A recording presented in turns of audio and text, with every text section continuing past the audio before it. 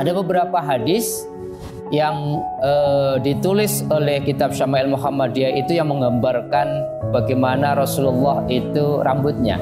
Menurut beberapa keterangan hadis, rambut Nabi itu, sahabat-sahabatku, tidak keriting, tidak lurus, tetapi rambut Nabi itu kemudian ikal, kemudian rambut Nabi itu panjangnya, menurut keterangan Anas itu sepanjang daun telinganya, tapi menurut keterangan Bunda Aisyah sepanjang bahu.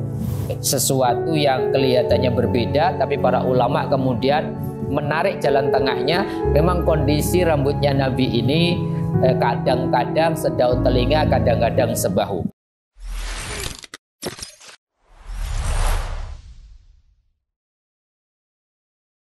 Assalamualaikum warahmatullahi wabarakatuh. Alhamdulillahirabbil alamin. Allahumma sholli ala sayyidina Muhammad wa ala ali sayyidina Muhammad.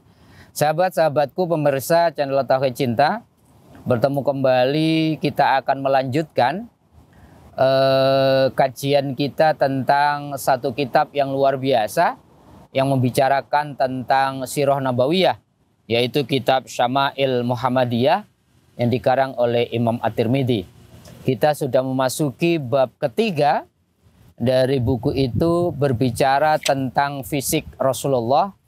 Kita akan membicarakan tentang rambut Rasulullah. Ada beberapa hadis yang ditulis oleh kitab Syama'il Muhammadiyah itu yang menggambarkan bagaimana sesungguhnya.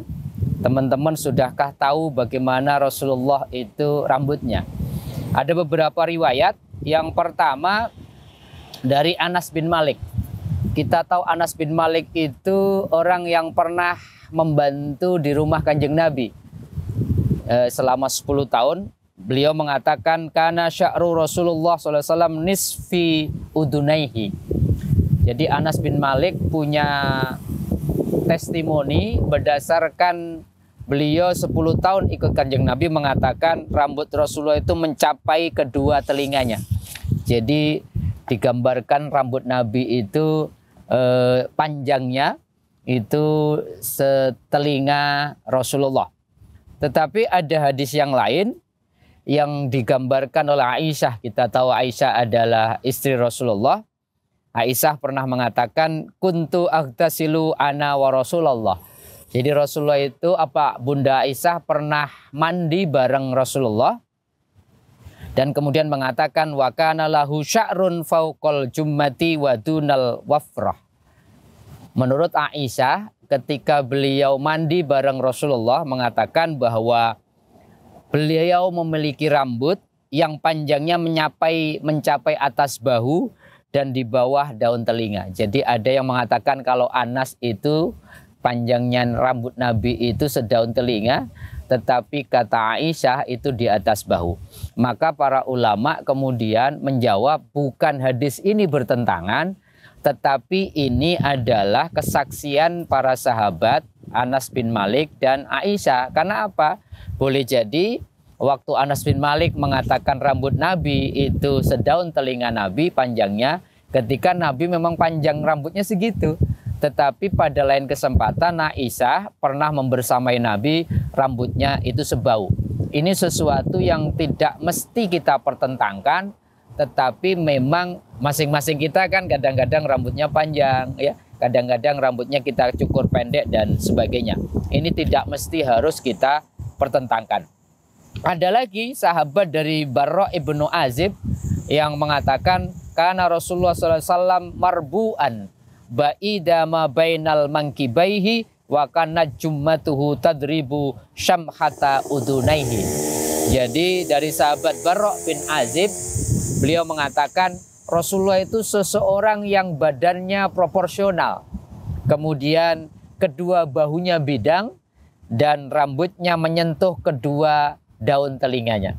Ini hampir sama keterangan dari Barra ibnu Azib bahwa rambut Rasulullah itu sedaun telinganya, ya, tidak seperti keterangan Aisyah yaitu sebahu Nabi. Ada lagi apa yang dikatakan oleh Anas. Jadi Anas ternyata berbicara tentang rambut Kanjeng Nabi itu dalam dua kesempatan lewat hadis ini.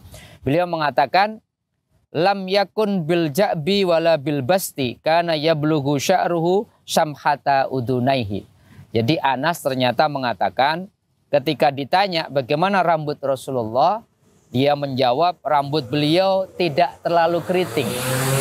Jadi rambut Nabi itu tidak keriting, tidak lurus, orang menyebutnya ikal, namun tidak pula lurus kaku menjuntai, tetapi sebutannya itu ikal.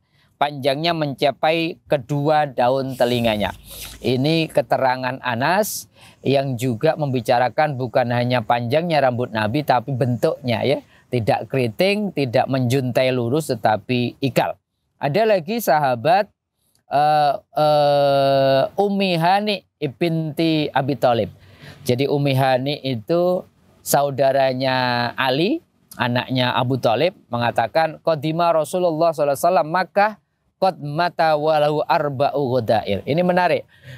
Menurut kesaksian Ummi Hani, Rasulullah itu ketika peristiwa Fathu Mekah, ketika Rasulullah memasuki kota Mekah tahun ke-10 Hijrah, beliau mengatakan Rasulullah tiba di Mekah pada saat Fathu Mekah, sedang rambutnya dijalin menjadi 4. Jadi rambutnya Nabi itu dijalin, diikat itu menjadi 4 bagian. Ini salah satu keterangan yang kemudian menambahkan keterangan hadis-hadis yang lain tentang ciri-ciri rambut Rasulullah atau kondisi rambut Rasulullah.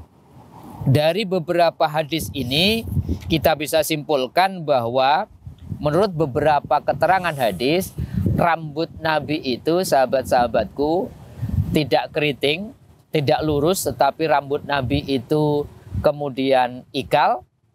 Kemudian rambut Nabi itu panjangnya, menurut keterangan Anas itu sepanjang daun telinganya, tapi menurut keterangan Bunda Aisyah sepanjang bahu. Sesuatu yang kelihatannya berbeda, tapi para ulama kemudian menarik jalan tengahnya. Memang kondisi rambutnya Nabi ini kadang-kadang sedaun telinga, kadang-kadang sebahu. Pertanyaannya adalah apakah ketika kita tahu tentang panjang dan bentuk rambut Nabi ini termasuk sunnah atau tidak? Jadi kalau rambut Nabi ikal, semua orang Islam harus ikal rambutnya. Atau kalau rambut Nabi sedaun telinga, apakah termasuk sunnah kita harus ngikutin? Atau kalau rambut Nabi sebau kita harus sebau? Ternyata ini kata para ulama bukan sunnah. Maka jalan keluarnya mengenai rambut, biarkanlah ini wilayah adat saja. Kalau di masyarakat adatnya itu laki-laki itu rambutnya tidak panjang, ya jangan ikut-ikutan. Jangan kemudian menyerupai, malah nanti jatuhnya tidak boleh. Kita kemudian rambutnya panjang disisir kayak perempuan, nanti jatuhnya tasyabbaha, nanti menyerupai jatuhnya ke negatif. Jadi tidak ada ketentuan sesungguhnya bahwa rambut itu termasuk sunnah. Artinya kita tidak harus mirip seperti bentuk dan panjang rambutnya Kanjeng Nabi. Itulah bab ketiga dari kitab Syama'il Muhammadiyah yang dikarang oleh Imam At-Tirmidzi tentang bentuk rambutnya Kanjeng Nabi.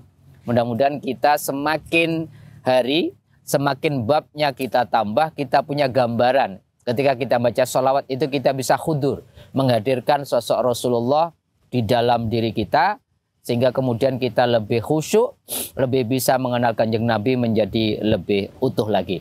Mudah-mudahan bermanfaat. Sampai ketemu di bab-bab selanjutnya dari kitab Syama'il Muhammadiyah. Mudah-mudahan ada manfaatnya. Assalamualaikum warahmatullahi wabarakatuh.